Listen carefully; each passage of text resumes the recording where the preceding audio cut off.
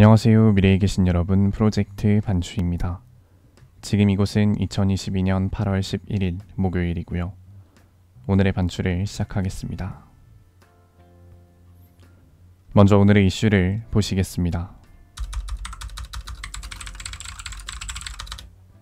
첫 번째 이슈는 국민의힘 비대위입니다. 국민의힘 비상대책위원회가 첫 일정으로 수해 현장을 찾아 시민들을 도왔습니다. 오늘인 8월 11일 안철수 의원, 나경원 전 의원 등 당권 주자들까지 총 출동하여 수해를 입은 지역의 복구 작업을 도왔는데요. 주호영 비상대책위원장은 수재민들의 참담한 심정을 놓치지 말고 장난치거나 농담하거나 사진 찍는 일은 하지 않아줬으면 좋겠다 라고 당부했지만 국민의힘 김성원 의원이 솔직히 비 좀 왔으면 좋겠다, 사진 잘 나오게 라고 언급한 것이 카메라에 포착되면서 비판을 받기도 했습니다. 이 발언을 두고 더불어민주당은 곧바로 거센 비판을 이어갔으며 주호영 비대위장은 김 의원에게 엄중히 주의를 주었다고 밝혔습니다.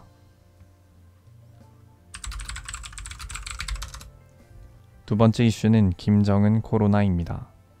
김정은 북한 총비서가 코로나19에 감염됐을 수도 있다는 관측이 나왔습니다. 오늘인 8월 11일 북한 노동신문에 따르면 김여정 노동당 부부장은 이 방역전쟁의 나날 고열 속에 심히 앓으면서도 자신이 끝까지 책임져야 하는 인민들 생각으로 한순간도 자리에 누울 수 없었던 원수님이라고 밝혔는데요. 김정은 총비서가 어떤 병을 얼마나 앓았는지 구체적으로 설명하지 않아 확인하긴 어렵지만 그동안 북한에서 코로나 확진자를 유열자라고 불러왔던 점을 고려할 때 고열을 심히 앓았다는 언급이 코로나19를 가리키는 것이 아니냐는 추측에 무게가 실리고 있습니다.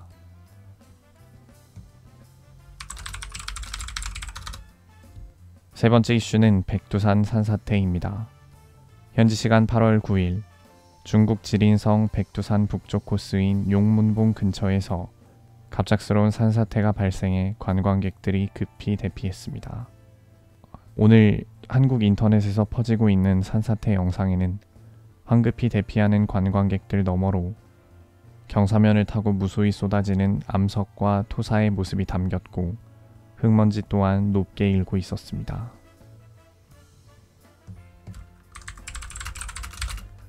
다음은 날짜별 테마를 보시겠습니다. 오늘은 11일이고요. 11일의 테마는 박스오피스 순위입니다.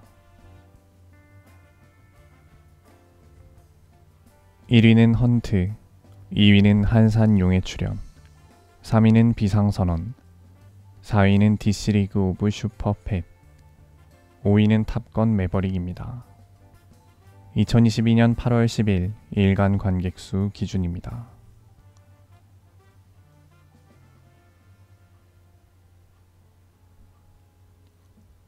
이제 여담 시간입니다. 오늘의 여담 주제는 구조입니다. 지난 8월 8일 밤에 쏟아졌던 폭우로 인해 많은 사람들이 위험에 처했지만 주변 사람들의 도움으로 목숨을 구한 사례가 언론을 통해 많이 소개되고 있습니다. 대체로 반지하에 갇힌 사람들을 구했다는 소식이 줄을 이뤘는데요. 그런 사연들을 살펴보면 다들 공통적으로 지하에 물이 차서 그 수압 때문에 현관문이 열리지 않았고 결국 주변 사람들의 도움으로 창문을 통해 탈출했다는 이야기가 나오는데요.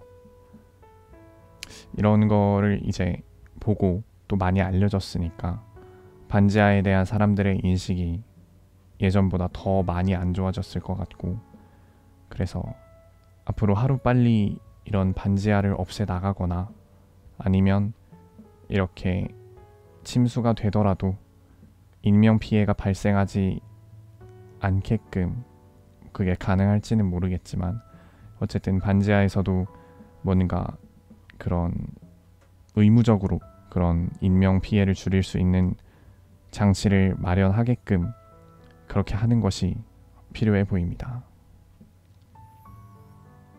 다음은 오늘의 날씨입니다. 서울특별시 동대문구 기준 낮 최고 기온은 28도, 최저기온은 22도였습니다.